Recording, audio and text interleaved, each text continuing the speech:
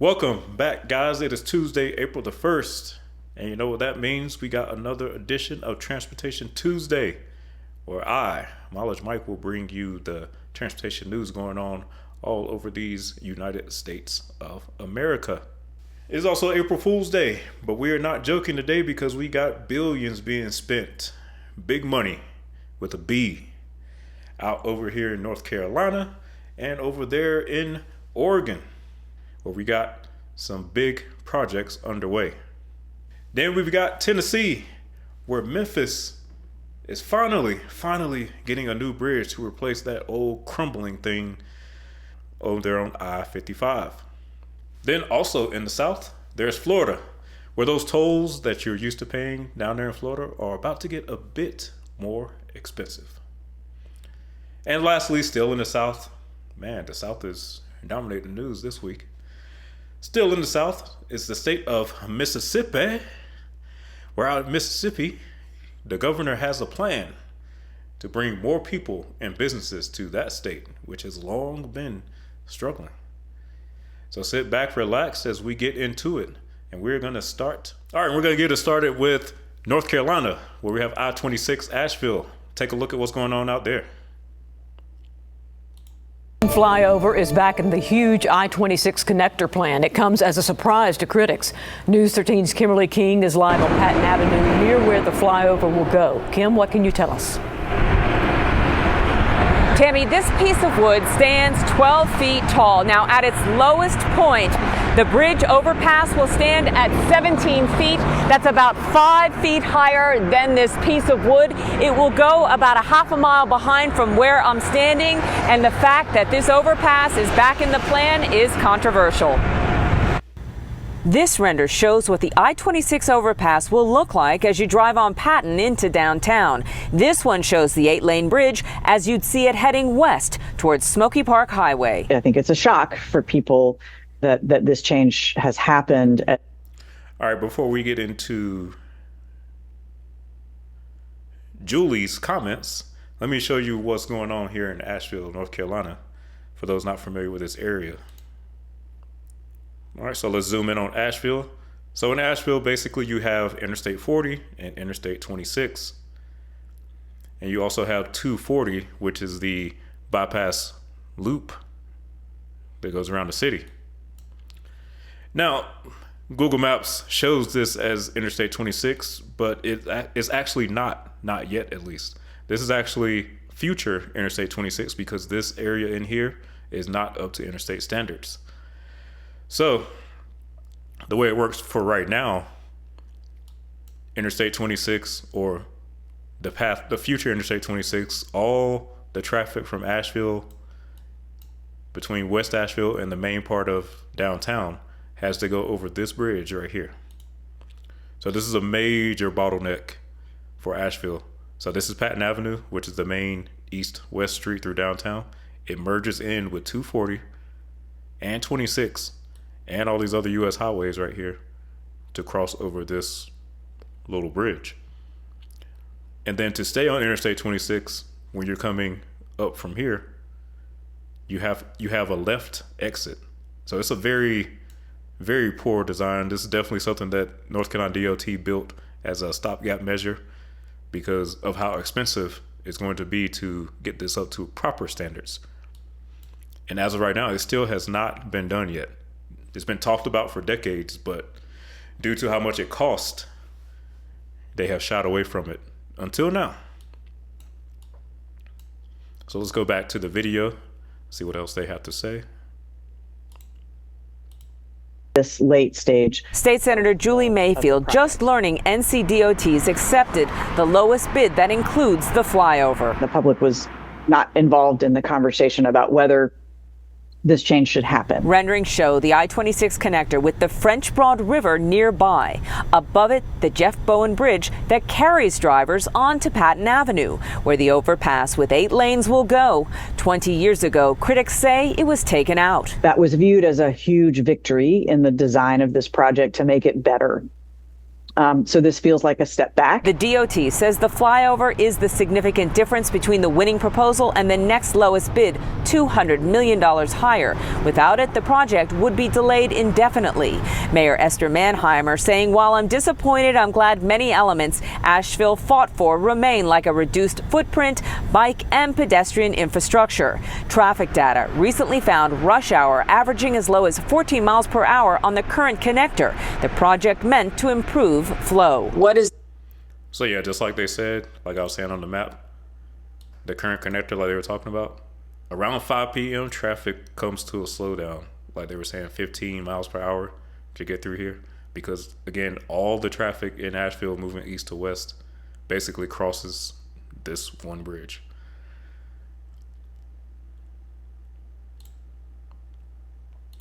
Bottom line for you, do you feel strongly enough that this has to be changed? If this means the difference between the project going forward or not going forward, then I think the project should go forward. Okay, so there you have it. There will be multiple tiers to the I-26 connector, which is the largest, most expensive project in NCDOT's history. They're expected to tentatively break ground in. So yeah, like she said, North Carolina is about to work on this largest, most expensive project in state history. And it's going up in Asheville, not Charlotte, not Raleigh. So let me go to the DOT website, give you guys a little more information about what's going on with this. See if we can find it here. Okay. So here is the main DOT website. This is the project area. So there are multiple parts to this project, but the portion we're talking about is this I-26 flyover area. So there you see $1.2 billion. That is definitely larger than any other project North Carolina has ever done. Let's see the map. Oh yeah, I do have the map here because we love maps over here. Let me see. So the area in question, when it's all said and done. So yeah, again, this is that current bridge bottleneck right here. So the new project is going to bring I-26 up here to cross the French Broad River to the north with 8 lanes.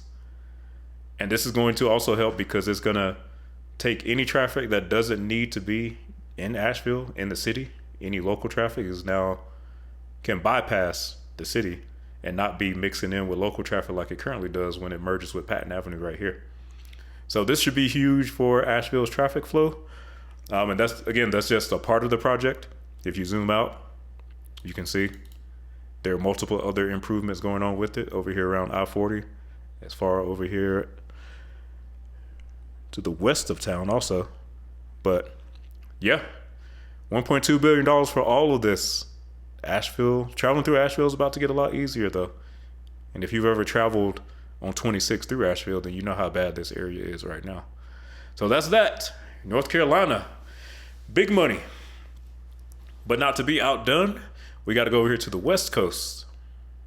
Pay toll ahead. Oregon, Washington, you're about to be paying some new tolls. You know that I-5 bridge, that bottleneck over there? Well, it has to be replaced. And it's not going to be cheap. And you are going to have to help pay for it directly. Let's take a look. Now, for those of you who hate the idea of tolling, and yes, I did hear that moan through your TV, buckle up. It's coming whether you like it or not. When? Well, it now seems likely that it's going to start as early as the spring of 2026. But wait, you say, wait, the new bridge is not built. Construction is not even started. Doesn't matter. The tolling is going to start on the old bridges to help pay for the new ones. So enjoy the next 18 months or so while you can, because then it's toll time. Still don't believe me? It's toll time, Portland. And let me show you what area we're talking about with this one. Let's get on our Google map. Out here to the West Coast. I actually visited Portland and Seattle for the first time back at the end of fall.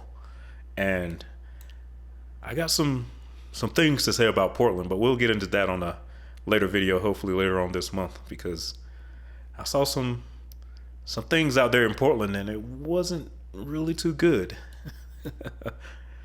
But what they're talking about here is the current Oregon-Washington bridge that carries Interstate 5 from Portland into Vancouver, Washington. And if you're familiar with this area, this is a major bottleneck. This bridge is very outdated. I believe it carries 6 lanes, if I recall.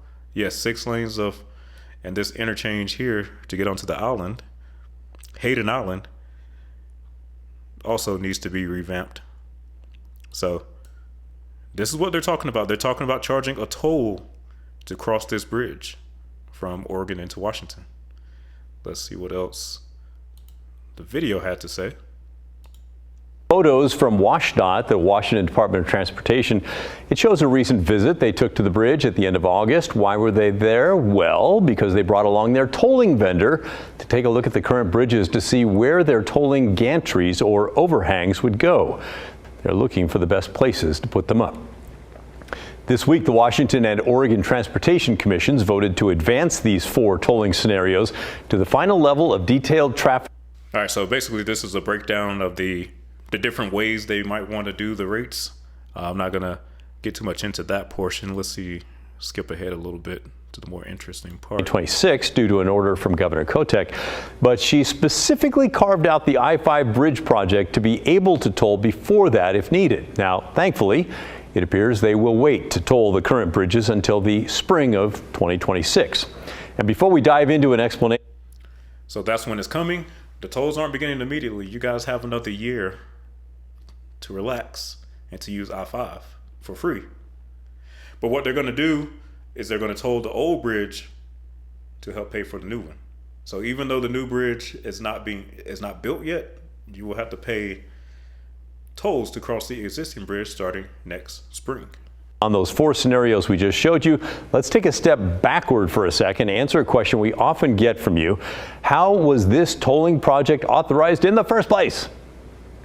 So the I-5 bridge is authorized for tolling by the state legislature of both Oregon and Washington. And I will speak here to the Washington piece. The Washington state legislature authorized tolling for the I-5 bridge replacement project in 2023. And this authorizes tolling on both the existing I-5 bridge as well as the replacement bridge. It also directs that toll revenue must be spent on construction, maintenance, and operations of the facility. So inclusive of any bonds that are sold. Okay, let me stop right there. Let me stop right there with some of these details. Now I know everyone hates tolls, especially tolls on a road that's currently free already, which is what they're going to be doing. But I actually like some of the elements, at least some of what's laid out with this description of the I-5 tolls right here.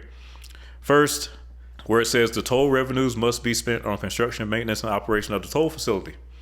That's good, because one of the things you're seeing with these express lanes and some of the other tolls popping up around the country is that the tolls aren't necessarily mandated to be used for the road itself that's tolled. Instead, they either go to profit for a private company, or they sometimes are used on other projects that aren't even related to the road. But for this one, the tolls revenue can only be used on the road, the bridge. The other part that's interesting right here is where it says prohibits tolls on I-205. Now let me take you back to Portland and show you what that means.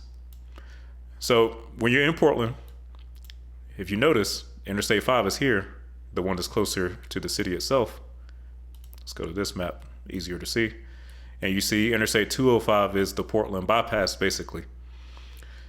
I actually like the fact that 205 is not going to be tolled. Originally, they were planning to toll both.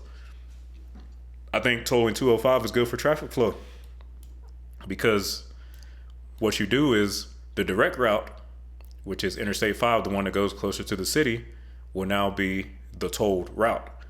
And we know most people will do whatever they can to avoid a toll, no matter how much it costs. So more traffic that doesn't necessarily need to be in Portland will now be more encouraged to use 205 to go around Portland. So this might actually reduce the traffic load on Interstate 5 as the bridge itself is tolled. Now, if you recall, this is actually the opposite of what some other places such as Toronto and Austin have done wrong with their tolls, where they have it backwards, where the road through town is the one that's free and the bypass is tolled. Well, what does that do? That brings more cars into the main city. And I'm going to be talking about the 401 in Toronto probably next Friday for you Canada guys. Give you a real Canada video. But in Portland, they're going to be doing it right. So if you want to drive through Vancouver, through Portland, right into the city, you're going to have to pay the toll at that bridge up here to cross it. Now, if you want to drive around the city, which is the longer route, of course, then it's going to be free to use the 205. So I do like those two elements of this plan for tolling in Washington. Let me see what else they had to say before we stop it. It also prohibits tolling on the Washington portion of the of I-205. As we know, parallels I-5 in the Vancouver region to the east. Yeah, so tolling's been coming for a while. By the way, that no tolling of the Washington side of I-205, that's an interesting wrinkle in all of this. One would imagine that once tolls start on the I-5 bridge, people are just going to jump to 205 to the east. When I sat down with the director of the Oregon Department of Transportation back in March, he told me Oregon does not have plans to toll 205. This week, we asked ODOT if that still is the case, and this morning, a spokesperson told us that's correct. Still no plans to toll I-205 on the Oregon side. So I think that bridge is going to be pretty darn busy in 2026. When it comes to Oregon authorizing tolling for the I-5 bridge, the State Transportation Commission will take a final vote in January. Seems like a foregone conclusion that it's going to be approved. But the law giving the state authority to toll the I-5 bridge actually stretches way back to the old project that never happened, the Columbia River crossing. Our legislature in 2013 provided direction for the Columbia River crossing project that is still operative today. Like Washington, tolls are to be used to fund the project and have to meet the requirements for debt issued. Okay, so looking at what happened in 2013, we got other. Well, this is interesting. So it says tolls are only going to be used to fund the project. This is what Oregon's bill said. Okay, we got that already. This is good right here. Tolls must consider traffic demand management. So when they price this thing, or when the prices go up and down, it's going to be one of those. This means it's going to be one of those variable toll rates where the toll price goes up as there's more congestion, and the tolls go down during off hours. So that's good. This is going to help the traffic flow of I-5 significantly, in my opinion, out here in Portland. Now, the one part I didn't care for, the one part a lot of you might be angry at if you live in this area, is where it says tolls must be reduced after paying off construction. Well, what does reduced mean? It said reduced. It didn't say eliminate. So what that means is once the bridge is paid for, they're still going to leave the tolls on and collect revenue. Also, it says reduced, but it doesn't say by how much it's going to be reduced. So what does that mean? So if the tolls are, I don't know, $5 for a car to cross until the bridge is paid off, what does reduce mean? Does reduce mean 25 cents less? Does it mean $1 less? $2 less? Nobody knows. So looks like these tolls aren't going anywhere. So even after the bridge is paid off, you will still be paying tolls to cross I-5. But like I said, I think it's good for the traffic flow around the city. This is going to reduce the traffic on Interstate 5, which from what I saw in Portland is in pretty poor shape. So this will actually be a good thing for traffic flow in the area, though I know some people will be upset about tolls to cross that bridge. Reduced after paying off construction debt does not say how much they have to be reduced by. I think is the one that's a little bit different. I think the rest of this, they're just breaking down the toll prices. And if you guys want to know what the prices are, you can check it out. It's KGW News. I'm not going to go through all of that. Just want to talk about the tolling in itself. So there you go. This bridge is going to cost, I think if I recall, it was around $1.5 billion, but don't quote me on that. I will have to double check. But it's definitely over $1 billion. So there it is. Tolls are coming to Interstate 5 in Portland and Washington. get ready. And speaking of tolls, our next story is in Florida, where you are used to tolls on the roads already, but those tolls are about to get an increase for some people. Let's take a look. For drivers is about to end. The state has been giving a 50% credit to drivers who frequently use toll roads. Our Kelly Cowan's in the newsroom to tell us why that initiative is sending. Hey, good morning. Good morning to you. Yeah, this was always intended to be temporary. In fact, drivers got a bonus year here in Florida, but unless we have a last minute intervention, it does appear that the sun is setting on these sun pass breaks. Over the last 2 years, it is estimated that Florida drivers who frequent toll roads, they've saved nearly $1 billion. Anyone who clocked 35 or more toll transactions on their Sun Pass or transponder each month received a 50% credit automatically to their account. That amounted to about a $400 annual savings per person. And those rebates were so popular in 2023 that Governor DeSantis extended the program for a second year. Here he is explaining its importance last spring. That is a way for us to provide relief for folks, given that we've been in this inflationary period now where you have groceries, all these other things. 1 year extension. Well, for my folks in the Sunshine State, you know you got to pay for that lack of state tax. And up to this point, which I didn't even know this was a thing, I paid quite a bit of tolls in Florida back in 2021. I don't recall this thing. Maybe I have to go check my statement again. But you used to get a 50% discount if you paid 35 or more toll transactions in Florida. That's pretty cool. But now that's coming to an end. So now you're going to be, if you used to get that discount because you drove on the toll roads often, well, now you got to pay up. And it looks like this is going through, so there's no chance of DeSantis extending it further. Let's see if there's anything else. Set to expire at the end of March of this year, meaning today, it's the last day. Oh, okay. So it's already in effect. It's April 1st, so this is already in effect. The tolls have officially gone up in Florida. All right, still down here in the South. The South is dominating the news today. We're going to go over to Tennessee, where we have this outdated bridge. If you're familiar with this area, then you already know what this bridge is. There are two ways to cross the Mississippi River in Memphis. One of them is on I-40 with the Hernando de Soto Bridge, which, if you recall, went down a few years ago and put a lot of stress on this bridge, which is called the Arkansas-Memphis Bridge, I believe. Let's go over and take a look. Yes, Memphis-Arkansas Bridge. Right here. So this bridge is very outdated. It was built way back in 1949.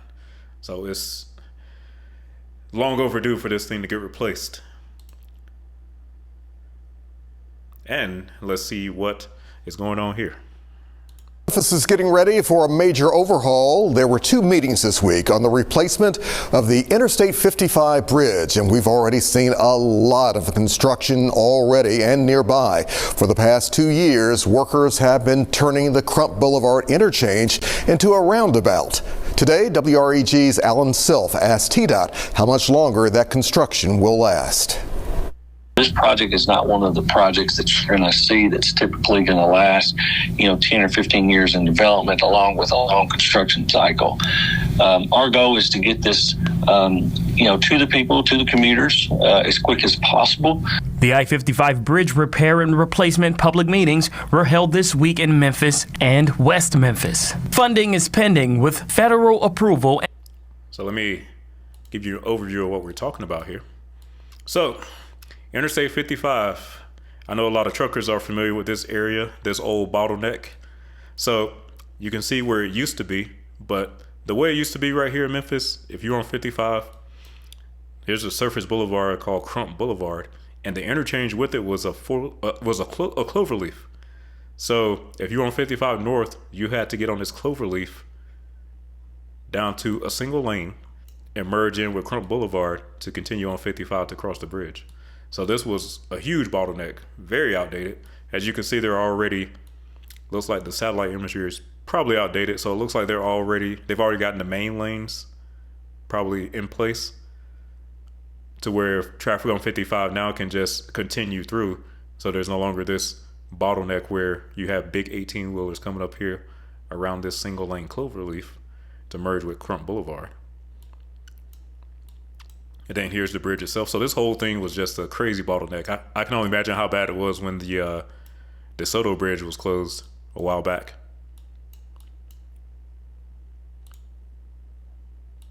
State contributions expected. Brandon Akins is the Tennessee Department of Transportation's project director. He says the biggest challenge they face with this construction is just how uncommon it is here in Memphis. First of its kind in the state of Tennessee.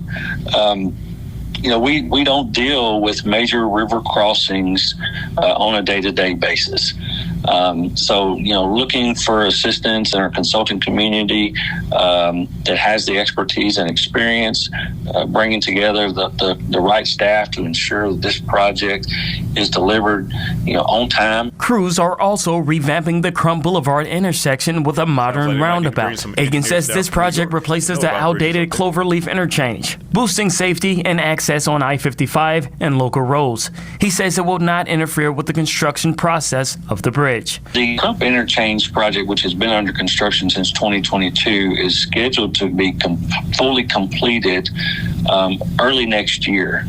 That project, the roundabout, the free flow movement of I-55 to the north and south will be completed before the construction of the I-55 bridge replacement project begins. For your news leader, I'm Alan Self. Okay, so I want to show you guys what this project is supposed to look like. Let's go to the Tennessee website. Let's see. Okay, America's River Crossing. This is the bridge itself. So you already know about that, but I want to look at the interchange. There it is. Crump Boulevard. So as you can see right here, 55 is now open. It's a continuous flow. You no longer have to go through this nasty intersection right here. Let's see if they have any maps for this thing.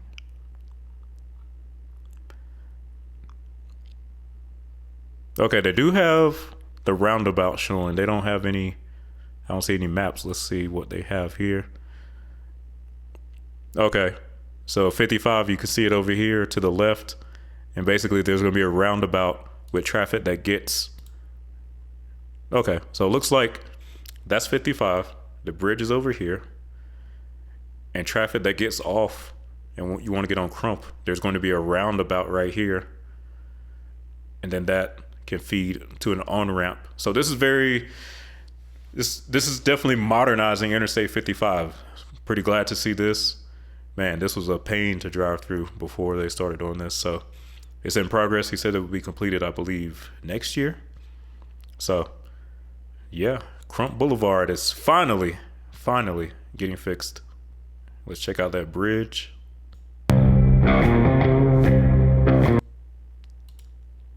See if they show anything about the full design. Okay, there we go. That's what we want to see. So there it is. It's still going to be 4 lanes, but they're going to be wider, more modern, because also on the old bridge. Oh, this is the existing bridge. Okay. This is the new bridge. Excuse me. Ah, there it is. There we go. Very modern. Look at that. 6 lanes on each side. Look at that wide shoulder, the wider shoulders. Because on the original bridge, the one that's there right now, is very tight, very dangerous. Nowhere to really pull off in any emergency. So look at that. They are getting it done. Okay, so this outer lane is an auxiliary lane. And you got the 12-foot shoulders. Okay, nice, very nice.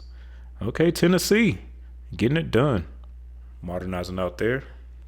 All right, for our last story, we're gonna go down here to Mississippi, way down in the Delta, where we got some interesting news out here.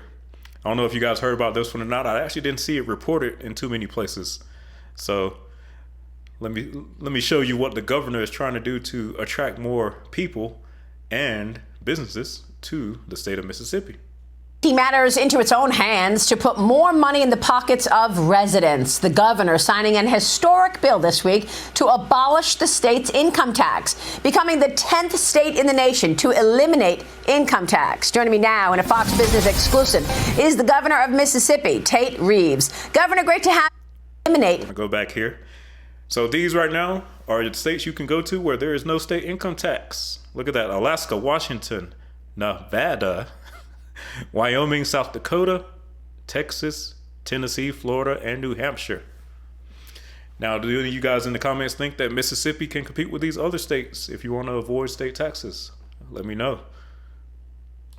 Income tax. Joining me now in a Fox Business exclusive is the governor of Mississippi, Tate Reeves. Governor, great to have you this weekend. Thank you so much for being here. Thank you, Maria. It's great to see you, and it's a great day to be an American, and it's a great day to be a Mississippian. Well, this bill has been in the works for 15 years. Tell us what it will mean for the Mississippi economy. Well, this is, Maria, this is our one big, beautiful bill in Mississippi. We've been working to cut taxes and moving towards eliminating the income tax, and I was finally able to sign a bill into law this week that over time gets us to accomplish exactly that goal. In Mississippi, we believe government ought to take less so that our people get to keep more of their money. And when you look at other states that have no income tax, you've seen a huge surge of individuals moving from high tax states to low tax states or no income tax states. Is that what you're expecting?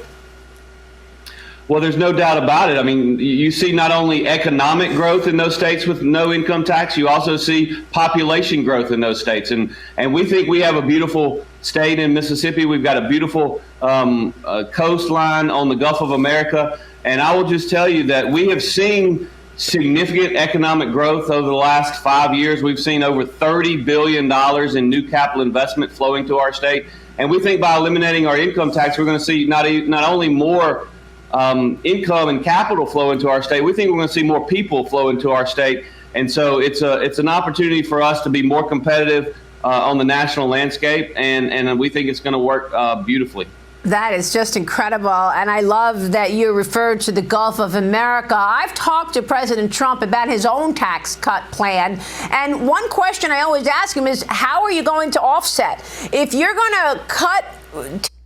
Okay, now that's the portion that becomes the most interesting, because one of the things that you notice about states that don't have state income tax, there are certain things in place to try to help offset that loss of revenue. So, and one of the things about Mississippi that's interesting, now, the few times that I've driven through Mississippi on I-20 and I-55, those roads are in pretty poor shape. So I'm not sure if Mississippi should be giving up the income tax revenue, but you know, maybe we'll see what happens, huh? And let's see what he says he's going to do to offset this lack of state income tax. Taxes and eliminate the income tax like you're doing it. Where does the revenue come from? Well, I've talked to the president about his desires to cut taxes as well. And for us in Mississippi, you got to know where we start from. We're going to collect about $7.8 billion in total revenue this year. And our current budget spends just barely over $7 billion. So we have a $750 million annual surplus in the state of Mississippi. And so I believe that if you allow government to keep that He just said they had $750 million surplus in Mississippi. Now, who would have thought that Mississippi has a budget surplus? That's $750 million.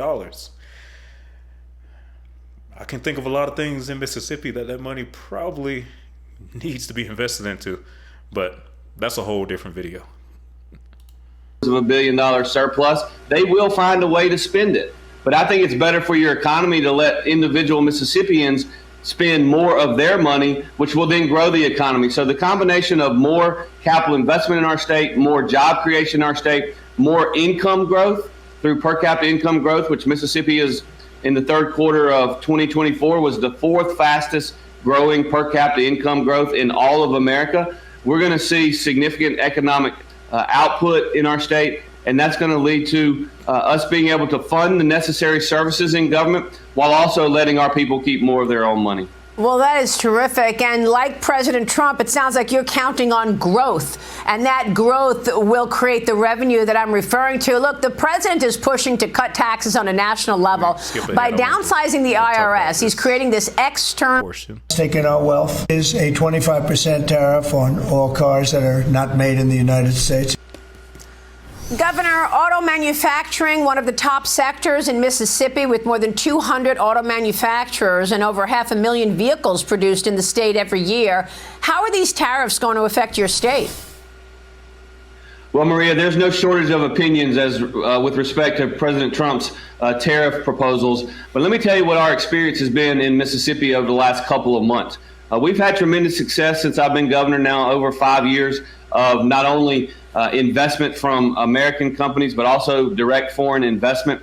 What we've seen over the last couple of months is our deal flow and our potential deals in our economic development shop have never been greater. We are seeing potential investments from countries all over the world because they're going to produce more in America. We've seen companies that are headquartered here that maybe are doing manufacturing in other parts of the world that are looking to bring those manufacturing operations back on shore. The fact of the matter is that we have the potential for a manufacturing boom in America, and Mississippi is better positioned than most states because we never gave up on manufacturing. That's what we do in Mississippi. We make stuff, and we make it really, really well. And so these proposed tariffs and what they have meant to our deal flow has been nothing but positive. And I will tell you, I've got a team going overseas literally this weekend. This will be the third trip to a foreign country in the last 3 weeks. There are lots of opportunities out there for governors and for those in states that want to see manufacturing relocate in the United States, and that's been our experience. Wow, how wonderful that you never gave up the manufacturing part of the economy, because we need those supply chains here in America. President Trump, meanwhile, and Education Secretary Linda McMahon are pushing to improve U.S. education as well by moving the power back to the states. Watch. If we don't address the issues in education now and start getting our scores up, if we don't educate in the best way. All right, so that doesn't really seem to have much to do with the tax, but I want to get into the part where what they didn't say on this interview he did here with Fox Business about what else he's going to do to offset the revenue loss and how that relates to infrastructure. Let me show you the local news on this story, where we have Crystal Tisme. Well, there was lots of excitement outside the governor's mansion here as he signed the bill into effect. Governor Tate Reeves saying this will help the working people and draw more people into the state. Now, the bill will drop income tax by 0.25% each year until 2030, when it reaches 3%. The grocery tax will also be cut from its current 7%, the highest in the nation, to 5% in a one-time cut effective July 1st. And to make up for the funding cut, the gas tax will gradually increase 9 cents from the current rate of 18 cents per gallon. Now there it is. There it is. There it is. All right, guys. So Mississippi, to help offset this loss of state income tax, is going to be increasing their gas tax by 9 cents per gallon. Not too bad. I think that's about a 30% increase from what it is right now. So it's not horrible, but the gas gonna cost you a little more to go through that state. And let's see what else they had to say. Governor Reeves sharing how this will benefit Mississippians. I believe in a simple idea that government should take less so that you can keep more. That our people should be rewarded for hard work, not punished. And that Mississippi has the potential to be a magnet for opportunity. And along with the governor, the Lieutenant Governor Delbert Hosemann and House Speaker Jason White also shared their thoughts on the bill. For now, I'm live at the governor's mansion. Crystal Tisme, 16 WAPT News. All right, Crystal, thank you. All right, guys, so there it is. Mississippi is eliminating state income tax, hopefully to draw in new residents and a lot more businesses. Now, one of the funny jokes about Mississippi is that no matter how bad your state was, you could always say, well, at least we're not Mississippi, because Mississippi is always 50th of 50th in almost every quality of life metric, whether that been schools, roads, or whatever. Mississippi was always at the bottom. They were the butt of the joke. But let me know what you guys think. Do you think that removing state income tax is going to bring Mississippi to a new era of prominence? And if you were trying to get away from state tax in some higher tax states like California, New York, and such, would you move to Mississippi to avoid state taxes, save some money? Or is Mississippi just not on your radar? And do you think this is going to change Mississippi for the better? Or should the governor have just kept the tax in place and invested it into other things? I'd like to know your thoughts. All right, guys, and that is your news for today, April 1st, to start the new month. Now, we had to do some housekeeping last Friday and clear up a few things. But this Friday, we are back to business, back to the content that you know and love. So stay tuned for that, 3 p.m. Mountain Time this Friday, as usual. And next Friday, my Canada folks, oh Canada, I'll be giving you your proper Canada video as we talk about the 401. So don't miss that one coming next Friday on the channel. I'm Miles Mike. Thanks for watching, and I will see you next week for the next edition of Transportation Tuesday. And I appreciate you guys that have been sending me some stories. It's getting pretty busy up here, so I don't know, maybe we have to add a second day for breaking down all this content. But we'll see. I'll see you next time.